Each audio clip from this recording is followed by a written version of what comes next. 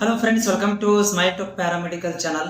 Friends, ಈ ವಿಡಿಯೋದಲ್ಲಿ ಸ್ವಲ್ಪ ನಿಮಗೆ ಅವೇರ್ ಮಾಡ್ತಾ ಇದ್ದೀನಿ, ಮಾಹಿತಿ ಕೊಡ್ತಾ ಇದ್ದೀನಿ. ಎದ್ರ ಬಗ್ಗೆಪ್ಪ ಅಂತಂದ್ರೆ ಆಪ್ಷನ್ ಎಂಟ್ರಿ ವೇಟ್ ಮಾಡಿ, ಆಪ್ಷನ್ ಎಂಟ್ರಿ ಬರಲಿ, ಇಲ್ಲಂತಿಲ್ಲ, ಇಂಪಾರ್ಟೆಂಟ್ ಇಲ್ಲ ನಮಗೆ ಅದು. ಯಾಕಂತಂದ್ರೆ ಅದಕ್ಕಿಂತ ಇಂಪಾರ್ಟೆಂಟ್ ತುಂಬಾ ಮುಖ್ಯವಾದಂಥ ಮಾಹಿತಿ ನಿಮ್ಗೆ ಹೇಳಕ್ ಬಯಸ್ತೇನೆ. ಏನಂತಂದ್ರೆ ಎಲ್ಲ ಕಡೆನೂ ಕೂಡ ಸಿಸ್ಟಮ್ ಕೊಲ್ಯಾಪ್ಸ್ ಆಗಿದೆ, ಯಾವುದು ಸಿಸ್ಟಮ್ ಸರಿ ಇಲ್ಲ. ನೀವು ಕಷ್ಟಪಟ್ಟು KCET ಎಕ್ಸಾಮ್ ಬರೆದು ಮೆರಿಟ್ ಮೇಲೆ ಸೀಟ್ಗಳನ್ನು ತಗೋಬೇಕಂತೇಳಿ ವೇಟ್ ಮಾಡ್ತಿದ್ದೀರಾ, ಹೌದಾ? ವೇಟ್ ಮಾಡ್ತಿದ್ದೀರಾ.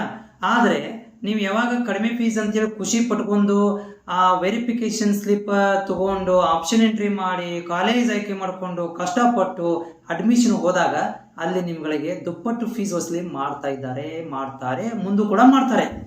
ಅದಕ್ಕೆ ನೀವು ಹುಷಾರಾಗಿರ್ಬೇಕು ಅಂತ ಹೇಳ್ತಾ ಇದ್ದೀನಿ. ನೀವು ಯಾರಿಗೂ ಕೂಡ ಗೊತ್ತಿಲ್ಲ, ಬರೀ verification slip option entry, verification slip option entry ಹಾಕೊಂತೀರಿ. ಕಾಲೇಜ್ ಬಗ್ಗೆ ಏನು ಗೊತ್ತಿದೆ ನಿಮಗೆ? ನಾನು ಪದೇ ರಿಪೀಟ್ ಮಾಡ್ತಾ ಇದ್ದೀನಿ, ಕಾಲೇಜ್ ಬಗ್ಗೆ ಮಾಹಿತಿ ತಗೋರಿ. ನೀವು ಕಾಲೇಜ್ಗಳನ್ನ ಅಡ್ಡಾಡ್ರಿ, ಕಾಲ್ ಮಾಡಿ ಕೇಳ್ರಿ. ನಾವು ಗೌರ್ಮೆಂಟ್ ಸೀಟ್ ತಗೊಂಡು ನಿಮ್ಮ ಹತ್ರ ಬಂದ್ರೆ ಫೀಸ್ ಎಷ್ಟಿದೆ, ಆಮೇಲೆ ನನ್ನ ಮೇಲೆ ಗುಬಿ ಕೂಸಕ್ ಹೋಗ್ಬೇಡ್ರಿ. ಸರ್, ನೀವೇ ಹೇಳಿದ್ರಲ್ಲ ಬರೀ 10,000 ರೂಪಾಯಿ ಫೀಸ್ ಅಲ್ಲಿ ಅಡ್ಮಿಷನ್ ಅಂತ. ಹೌದಪ್ಪ, ನಾನು ಹೇಳ್ತಾ ಇಲ್ಲ. ಕರ್ನಾಟಕ ಸರ್ಕಾರದ ಕರ್ನಾಟಕ ಎಕ್ಸಾಮಿನೇಷನ್ ಅಥಾರಿಟಿ ಮಾನ್ಯ ಶ್ರೀ ಡೈರೆಕ್ಟರ್ ಸಾಹೇಬ್ರು ಹೇಳ್ತಾ ಇದಾರೆ 10,000 ರೂಪಾಯಿ ಫೀಸ್ ಮಾತ್ರ ಅಂತ ಹೇಳಿ. ಆದ್ರೆ ನೀವು ಖುಷಿಲಿ ತಗೊಂಡು ಹೋಗ್ತೀರಿ, ಅಲ್ಲಿ ಹೋದ್ಮೇಲೆ 10,000 ರೂಪಾಯಿ ಫೀಸ್ ಮಾತ್ರ. ಹೌದಪ್ಪ, ಆದ್ರೆ ನಮ್ದು ಹಾಸ್ಟೆಲ್ ಫೀಸ್ ಬೇರೆ, ಲಕ್ಷ ಬೇರೆ, ಎಲ್ಲ 1 ಲಕ್ಷ ಅಲ್ರಿ, 1.5 ಲಕ್ಷ ಬೇರೆ. ಯಾಕಂದ್ರೆ ಗ್ಯಾಸ್ ಸಿಲಿಂಡರ್ ತುಟ್ಟಾಗೈತಿ, ಎಲ್ಲ ತುಟ್ಟಾಗೈತಿ. ಅದಕ್ಕೆ 1.5 ಲಕ್ಷ ಹಾಸ್ಟೆಲ್ ಫೀಸ್ ತುಂಬಬೇಕು. ಆಮೇಲೆ ಹಾಸ್ಪಿಟಲ್ ಫೀಸ್ 50,000 ರೂಪಾಯಿ ಪೇ ಮಾಡಬೇಕು. ಅಂದ್ರೆ ಪ್ರತಿ ವರ್ಷ 2 ಲಕ್ಷ ರೂಪಾಯಿ ಕೊಡಬೇಕು. ನೋಡಿ ಅಂತಂದ್ರೆ ಏನು ಮಾಡ್ತೀರಿ? ಎಲ್ಲಿ ಹೋಗ್ತೀರಿ ನೀವು ಅವಾಗ ಸೀಟ್ ತಗೊಂಡು? ಏನು ಆಪ್ಷನ್ ಎಂಟ್ರಿ ಮಾಡಿರ್ತೀರಿ ನೀವೆಲ್ಲ? ಅದ್ರ ಸಲ ಹೇಳ್ತಾ ಇದ್ದೀನಿ, ಅಷ್ಟು ಅರ್ಜೆಂಟ್ ಮಾಡಕ್ ಹೋಗ್ಬೇಡಿ. ನಾನು ಪದೇ ಹೇಳ್ತಾ ಇದ್ದೀನಿ, ಕಾಲೇಜ್ಗಳ ಮಾಹಿತಿ ತಗೋರಿ, ಕಾಲೇಜ್ಗಳನ್ನ ಅಡ್ಡಾಡ್ರಿ, ಎಲ್ಲೆಲ್ಲ ಹೆಂಗಿದಾವ ಅಂತ ಕೇಳ್ಕೋರಿ. College fees, government fees not final. Extra fees ತಗೊಂತಾರಪ್ಪ. ನಾವು ಓಪನ್ ಆಗಿ ಹೇಳ್ತಾ ಇದ್ದೀನಿ, ಎಕ್ಸ್ಟ್ರಾ ಫೀಸ್ ತಗೊಂತಾರೆ ಪ್ರೈವೇಟ್ ಕಾಲೇಜಿನವರು. 10,000 ರೂಪಾಯಿ ಇದ್ರು ಕೂಡ ಜಾಸ್ತಿ ಫೀಸ್ ತಗೊಂತಾರೆ. ಅವರು ನಿಮಗೆ ಎಲ್ಲಾನು ವಸೂಲಿ ಮಾಡ್ತಾರೆ. ಅವರು ಡ್ರೆಸ್ ಕೊಡಬೇಕು, ಬಟ್ಟೆ ಕೊಡಬೇಕು, ಕುಡಿಲಿಕ್ಕೆ ನೀರು ಕೊಡಬೇಕು, ಕೂತ್ಕೊಳ್ಳಿಕ್ಕೆ ಬೆಂಚ್ ಕೊಡಬೇಕು, ಅದ್ರ ವಸೂಲಿ ಮಾಡ್ಕೊಂತಾರೆ ನಿಮ್ಮ ಹತ್ರ. ಅದು 10,000 ರೂಪಾಯಿಗೆ ಆಗುದಿಲ್ಲ. ನಿಮಗೂ ಕೂಡ ಗೊತ್ತಿದೆ, 10,000 ರೂಪಾಯಿದಲ್ಲಿ ಯಾರಾದ್ರೂ ಈ ಜಗತ್ತಲ್ಲಿ ಕೊಡ್ತಾರಾ? ಯಾರು ಪ್ರಾಂಪ್ಟ್ನೆಸ್ ಇದಾರ? ಯಾರು ಸೋಷಿಯಲ್ ಆಕ್ಟಿವಿಟಿ ಮಾಡ್ತಾ ಇದಾರಾ? ಯಾರು ಇಲ್ಲ. ಚಾರಿಟಿ ಯಾರು ನಡೆಸೋದಿಲ್ಲ ಇಲ್ಲಿ. ಎಲ್ಲ ಕಾಲೇಜುಗಳು ರನ್ ಆಗ್ಬೇಕಂದ್ರೆ ನಿಮ್ಮ ಫೀಸ್ ಮೇಲೆ ರನ್ ಆಗ್ಬೇಕು. ಹೀಗಾಗಿ ಅವ್ರಿಗೂ ಕೂಡ ಫೀಸ್ ಬೇಕೇ ಬೇಕು.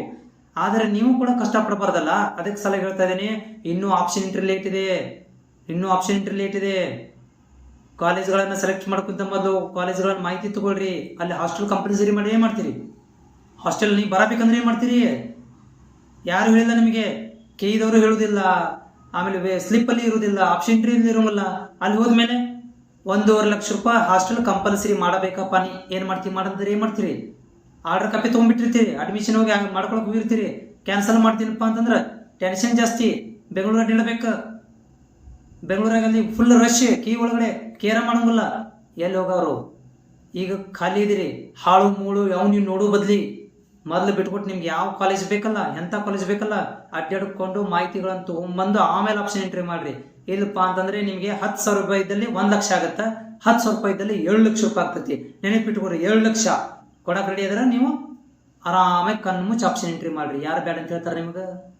ನೋಡ್ರಿ, ಸಿಕ್ಕಾಪಟ್ಟೆ ಅವನು ಎಲ್ಲ ನೋಡ್ಕೊಂಡು ಕುಂತ ಬಿಡ್ರಿ, ಟೈಮ್ ಪಾಸ್ ಮಾಡ್ಕೊಂತ. ಯಾರು ಬೇಡ ಅಂತ ಹೇಳ್ತಾರ? 2 ಲಕ್ಷ ರೂಪಾಯಿ ಕೊಡಕ್ಕೆ ರೆಡಿ ಮಾಡ್ಕೊ. ಆಮೇಲೆ ಕಾಮೆಂಟ್ ಹಾಕ್ಬೇಡ್ರಿ ನೀವು ಸಿಕ್ಕ ಮ್ಯಾಗ, ಸರ್ ನಾವು ನಿಮ್ಮ ವಿಡಿಯೋ ನೋಡಿ 10,000 ರೂಪಾಯಿ ಫೀಸ್ ಅಂತೇಳಿ ನಾವು ಅಡ್ಮಿಷನ್ ಆರ್ಡರ್ ಕಾಪಿ ತೊಗೊಂಡು ಹೋದ್ರಲ್ಲಿ ನಮ್ಗೆ ಹಾಸ್ಟೆಲ್ ಫೀಸ್ ಅದನ್ನ ಹೇಳಿ 2 ಲಕ್ಷ ರೂಪಾಯಿ ಹಾಕುಂತಾರ್ರಿ.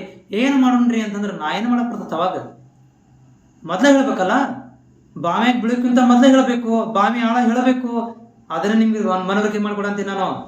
ಹಾಸ್ಟೆಲ್ ಫೀಸು, ಹಾಸ್ಪಿಟಲ್ ಫೀಸು, ಆಮೇಲೆ ಡೊನೇಷನ್ ಅಂತ ಹೇಳಿ ನಿಮ್ಮಲ್ಲಿ ಸಿಕ್ಕಾಪಟ್ಟಿ ವಸೂಲಿ ಮಾಡುವಂತ ಚಾನ್ಸಸ್ ಭಾಳ ಇದಾವು.